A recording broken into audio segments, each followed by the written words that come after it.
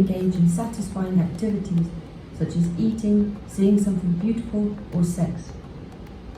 When we engage in anything satisfying, the brain releases dopamine into the synaptic gap, which triggers adjoining cells to release their own dopamine molecules. This causes a cascade effect which floods the brain with these pleasure-causing chemicals. Different activities or ingesting different substances will cause the brain to release differing amounts of dopamine. The more dopamine that is released, the better the person feels, and the more likely they are to repeat this action. This is nature's way to shape our behavior and motivate us to act in ways that make us feel better, which usually helps us survive and thrive. Under normal circumstances, activities such as eating, being caressed, or having fun causes a release of dopamine, making... I don't talk about this stuff because I feel like it's not relevant. No, it's relevant because I started using drugs at 13. Hard drugs. I started at 12, but by 13 I was doing cocaine and marijuana. Ruined incredible opportunities that I had to have success and hurt all the people around me. It's not just something that's going to affect tomorrow, it's going to affect forever.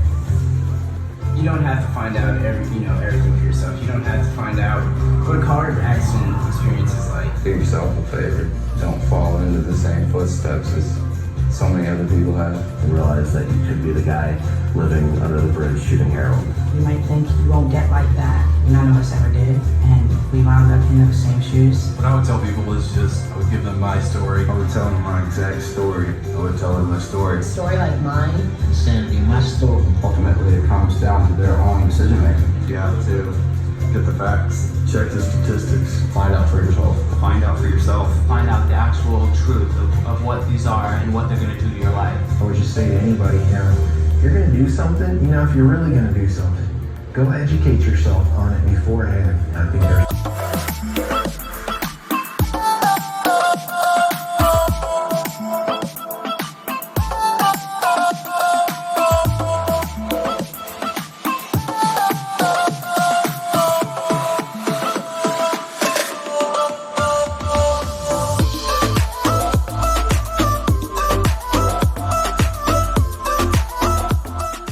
Drugs like alcohol, heroin, and other opiates stimulate the release of large amounts of dopamine.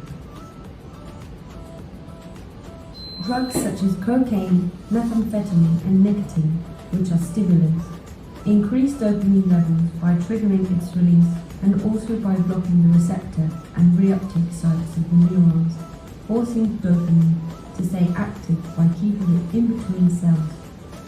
Either way, the user experiences intense feelings of happiness and well-being due to abnormally high levels of dopamine.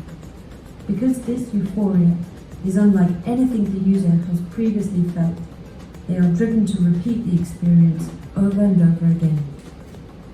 Eventually, the user's reward system becomes desensitized and no longer releases dopamine for everyday activities, such as eating or being caressed, and will only respond to events that cause very large releases of dopamine, such as the use of drugs or alcohol. Once this happens, the user's brain begins to change and addiction starts taking control. Eventually, the reward system will stop responding to the drug.